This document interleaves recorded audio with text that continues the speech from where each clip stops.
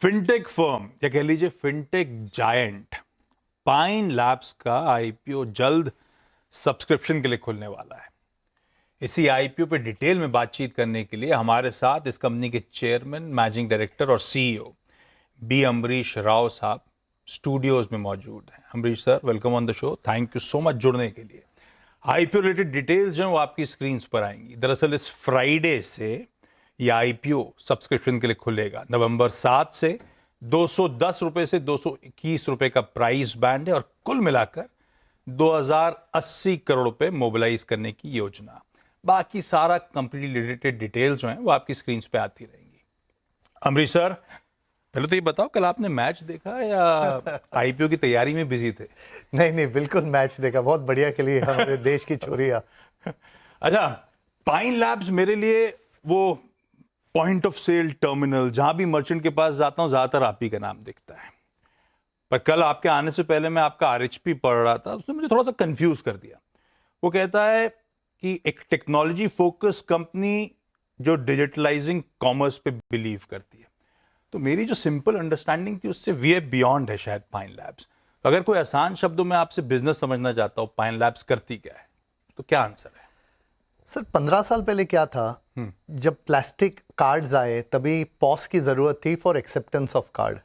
POS मतलब वो point जहां पे हम स्वाइप करते थे, स्वाइप करते थे, डालते थे। 15 साल पहले ये इसकी जरूरत थी। पाइन लैब्स ये काम करता था। 10 साल पहले जब everything went into app, online पे चले गए, ट्रांजैक्शंस, कंज्यूमर अपने घर बैठे बैठे ट्रांजैक्शंस करते थे, हम वो काम करने लग गए। 5-6 साल पहले कंजम्पशन का वेव आ गया इंडिया में। कंजम्पशन के वेव पे कंज्यूमर बोल रहा है खाली मेरे बैंक अकाउंट से मैं पैसे नहीं दूंगा, मुझे थोड़ा लोन भी दीजिए, मुझे मेरे क्रेडिट कार्ड पे इंस्टॉलमेंट करने दीजिए, मेरे क्रेडिट पॉइंट्स यूज करने दीजिए ट्रांजैक्शन के लिए। ये सब काम बैंक नहीं कर रहा है क्या? ये सब चीजें हम करते हैं। बैंक के बिहाफ में, बैंक के बिहाफ, एग्जैक्टली। सो बैंक्स ऑफर क्रिएट करती है, बैंक इंस्टॉलमेंट पेमेंट क्रिएट कर रहा है, लेकिन कंज्यूमर को कैसे पता चले? वो सब हम करते हैं। हम वो कंज्यूमर को सामने लाते हैं ट्रांजैक्शन पॉइंट पे। सो अगर आप जाके टीवी खरीद रहे हो और अगर आपको वो टीवी 12 किश्तों में खरीदनी है आपके कार्ड पे, ये पाइन लैब्स के टर्मिनल पे होता है। सो ये थर्ड वेव आने लग गई है। तो है तो लेने के पॉइंट ऑफ सेल ही, लेकिन उससे सब कुछ इक्विप्ड है, ऐसा?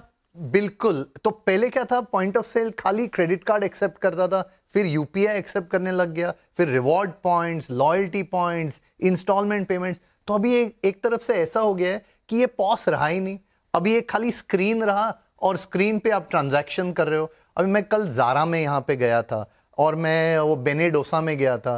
वो बेनेडोसा में अभी एक बड़ा स्क्रीन आ गया है। वो स्क्रीन पे आप नंबर डालते हो, ऑर्डर प्लेस करते हो, पेमेंट कर देते हो। पाइन लैब्स है वहाँ पे। लेकिन मैं ये कहना चाहता हूँ दैट जो कंज्यूमर की नीड है एट द चेकआउट पॉइंट, जब भी वो पैसा दे रहे हैं, वो नीड बहुत चेंज हो रही है पिछले 15 साल से। अभी आज का दौर कैसा है, अगर पेमेंट ट्रांजैक्शन आप ऑनलाइन कर रहे हो, आपका बिल पेमेंट्स आप कर रहे हो, कंप्लीटली इनविजिबल कर रहे हो, वो भी पेमेंट ट्रांजैक्शन ही है। पाइन लैब वो भी कर रहा है। सो 15 साल पहले हमने पॉस में एंट्री की, लेकिन आज हम बोलते हैं we are into what is called as invisible payments. Consumer को पता भी नहीं चले जब भी ट्रांजैक्शन हो रहा है, ओटीपी भर दो, ट्रांजैक्शन खत्म हो गए। वी डू ऑल ऑफ दो सर्विसेज। अगर आपको हमारा नाम एवरी ट्रांजैक्शन के पीछे दिखने लग गया तो हम ठीक काम नहीं कर रहे, क्योंकि ट्रांजैक्शंस ऐसे होने चाहिए that it has to become almost invisible. जहां तक वो पीओएस टर्मिनल की बात है, उसमें तो दिखने लगता है मुझे। बिल्कुल बिल्कुल। एक चीज कैसा लगा मुंबई का बेनेडोसा आपको?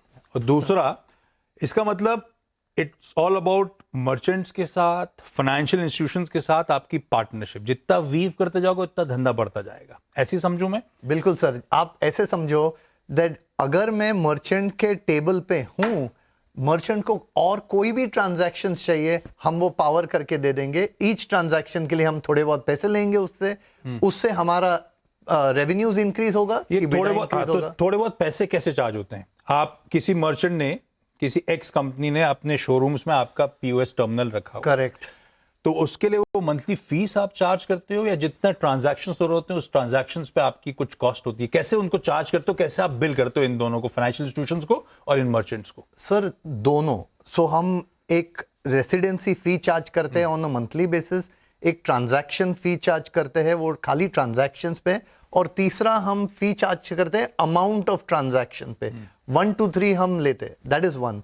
सेकंड क्या हम करते हैं, बिकॉज ये टेक्नोलॉजी बैंक्स के लिए इंपॉर्टेंट है, मर्चेंट्स के लिए इंपॉर्टेंट है, हम दोनों को जाके बोलते हैं कि हम आपके लिए एक अलग एक्सपीरियंस बना रहे, अलग टेक्नोलॉजी बना रहे, please pay me for my services.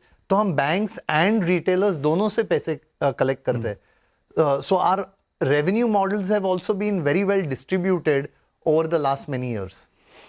कितना बड़ा ये बाजार है, किस दर से बाजार ग्रो कर रहा है। पाइन लैब्स ये काम करता है तो आई एम श्योर बाकी प्लेयर्स भी होंगे जो इसी तरह का काम करते होंगे। अगर लुक्रेटिव स्पेस है तो आपके की कॉम्पिटिटर्स कौन है, आप कितना मार्केट शेयर इस मार्केट में होल्ड करते हो? सर आपने कल की क्रिकेट मैच की बात बताई, हाँ, अगर आप बोलते हम कहाँ पे है अभी, अभी तो क्रिकेट मैच स्टार्ट नहीं हुई है, हम स्टेडियम में है, बुमराह ये बॉल मार्केट के साइज की हम बात कर रहे हैं। Exactly Okay. तो अभी तक तो खाली स्टेडियम भरा हुआ है, बुमराह ने बॉल हाथ में रखा हुआ है, पहला बॉल अभी तक गिरा नहीं है, इसके बाद तो पूरी मैच होनी है। तो हम वेरी अर्ली है ये जर्नी में when it comes to digital payment.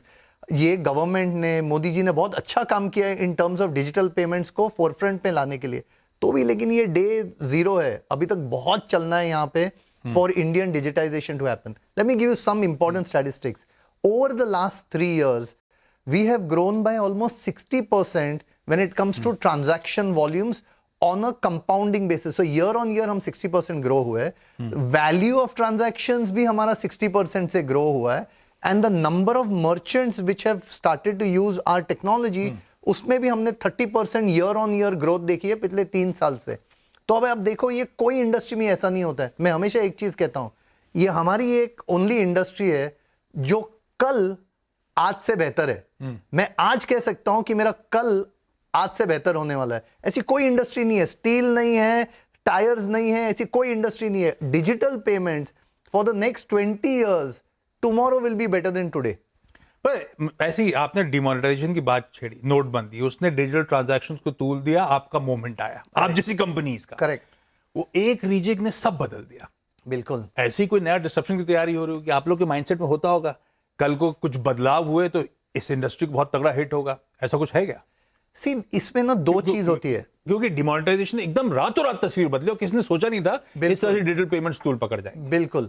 सो इसमें ना दो चीज फर्क करती है। एक क्या होता है, डिजिटल पेमेंट ट्रांजैक्शन बड़ा सिक्योर होना चाहिए। हमारी कंपनी एंड हमारी technology is very well known for security of the transaction, ये consumer security as well as merchant security.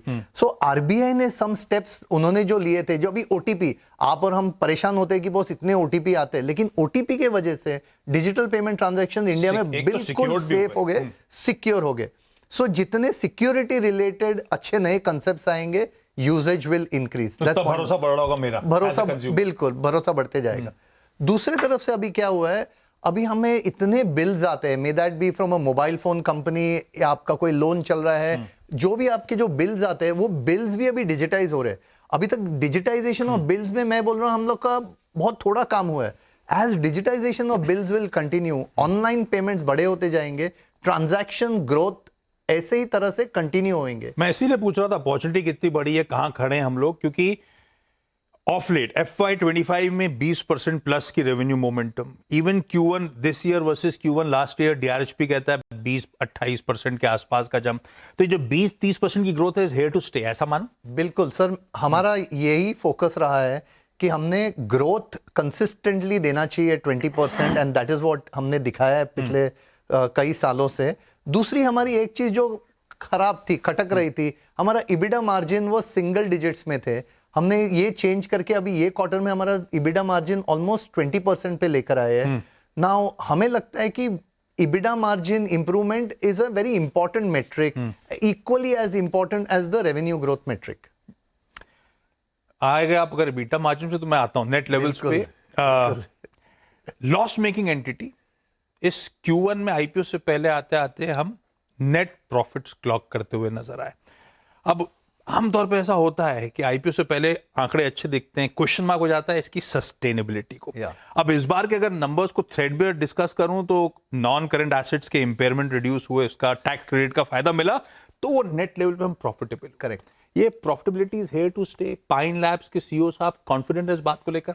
Absolutely confident. हमारा इबिडा FY24 में कुछ 155 करोड़ का था, और FY25 में हमारा adjusted EBITDA was at 19.5 355 crores was my adjusted EBITDA. Almost जो- 20% आया नहीं नहीं मार्जिन्स। वो तो आप Q1 की बात कर रहे हैं। Q1 की। मैं FY25 over FY24 adjusted EBITDA has grown by more than 100%. 155 crores went up to 355 crores. So ये adjusted EBITDA improvement जो है it is directly impacting my bottom line. Now आप Q1 की बात करें, आप बोल रहे हो जो tax related changes which have happened, but when you come at PBT जहां पे टैक्स रिलेटेड चेंजेस नहीं है, we were at a negative of 4.8 crores. We were at negative. So we've been able to improve our EBITDA and improve the projection at a PAT level. अभी EBITDA और PAT के बीच में क्या आता है? एक ESOP कॉस्ट आता है। ये बड़ी इंपॉर्टेंट चीज है आजकल के जमाने में। हमने ESOP में एक बड़ा चेंज लाया हुआ है। हमने ऐसा किया है कि डीप डिस्काउंटेड ESOP जो कॉन्सेप्ट है वो निकाला जाए। हमने इस टाइम डीप डिस्काउंटेड ESOP नहीं किया, एंड इसके वजह से हमें लगता है आगे जाकर ESOP कॉस्ट जो है वो अलग होगी। एंड मेरे को लग रहा है जो ये ट्रेंड हम दिखा रहे हैं इंप्रूवमेंट इन PAT, ये ट्रेंड हमारे लिए बहुत बड़ा इंपॉर्टेंस का है। अच्छा, सब अच्छा है तो फिर पाइन लैब्स ने जो DRHP मेंशन करा था 2600 करोड़ का IPO लाएंगे, मोटा मोटी तैयारी वो थी। बिल्कुल, अब 2100 करोड़ से शेड नीचे ला रहे हैं। साइज क्यों रिड्यूस करा IPO का? सर आपको बताता हूं, देश के 5 टॉप बैंक्स हमारे क्लाइंट्स हैं। हाँ। देश के टॉप 5 रिटेलर्स वो हमारे क्लाइंट्स हैं। टॉप 3 क्यू कॉमर्स कंपनीज आजकल जेप्टो, ब्लिंकिट, ये वाले हमारे कस्टमर्स हैं। And top 3 e commerce companies also are customer. आप अगर दिल्ली जाओगे, आप अगर बैंगलोर जाओगे, आपको ये सुनने मिलेगा कि ये पाइन लैब वाले हैं, वो अच्छा बिजनेस बनाते हैं, अच्छे लोग हैं। So there is broad based support for us as a company. तो बिजनेस बहुत अच्छा है इसीलिए उन्होंने अपने स्टेक्स रिड्यूस कर दिए बेचने के। नहीं, मैं और चीज अच्छा, बताना ठीक चाहता हूँ। है। तो हमारा ये विचार था कि हमने ये भूलना नहीं चाहिए, पूरा गांव साथ में चलना चाहिए, क्योंकि पाइन लैब्स का अप्रोच ऐसा है कि वो सबको लेकर चले।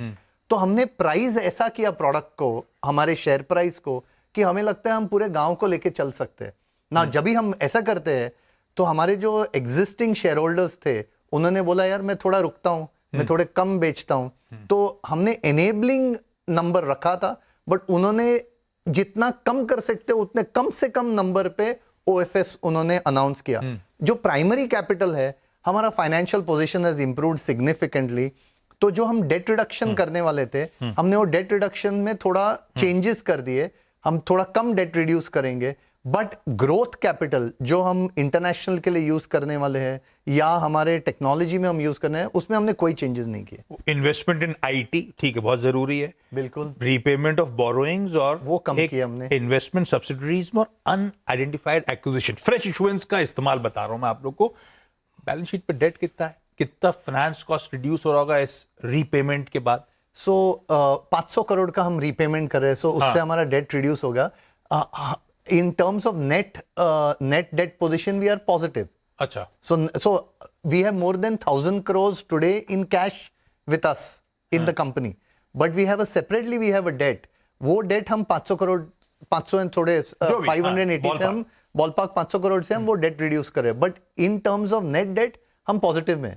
अनआइडेंटिफाइड एक्विजिशन कुछ सोचा हुआ है? किस पॉकेट में, किस वर्टिकल में क्या एक्विजिशन करने की तैयारी कर रहे हैं? शायद अभी जीरो इन ना कराओ, लेकिन कुछ सोचा तो जरूर होगा। और उसके लिए ईयरमार्क नहीं करा पैसा, कितना अंदाजन होगा? सर इसमें क्या है, तो वो तो सेबी रूल्स के जो मैक्सिमम है, आई थिंक वो अभी अप टू 10% है। वो 10% will be identified towards any acquisition as per the maximum what the SEBI rules allows me to do. In terms of acquisitions, ये जो फिनटेक इंडस्ट्री है उसमें new product creation, new technology, new IP is extremely important. हमने पिछले 6 या 7 साल में 2 बड़े एक्विजिशंस किए, जिसकी वजह से हमें न्यू कैपेबिलिटीज मिली है। तो वैसे टाइप के हम एक्विजिशंस करते रहेंगे। हम हमारा PNL बूस्ट करने के लिए हम कोई एक्विजिशन नहीं करेंगे, बट अगर कोई नया टेक्नोलॉजी मिले या ऐसी कोई कंपनी दिखे जिसकी वजह से हम कोई नए मार्केट में जा पाए, हम वहां पे जाकर एक्विजिशन कर सकते हैं। अब भी हमने कुछ आइडेंटिफाई किया नहीं है, ये IPO के भागदौड़ के बाद हम करेंगे कोई एक्विजिशन पे सोच। अमरीश सर, मजा आया आपसे बातचीत करके। बेस्ट विशेस इस ऑफरिंग के लिए। एक बार सक्सेसफुल हो गए, लिस्ट होने आए, तब और डिटेल में आगे के फाइनेंशियल आउटलुक पे चर्चा करेंगे। थैंक यू सो मच आज आने के लिए। Thank you sir. Thank you sir.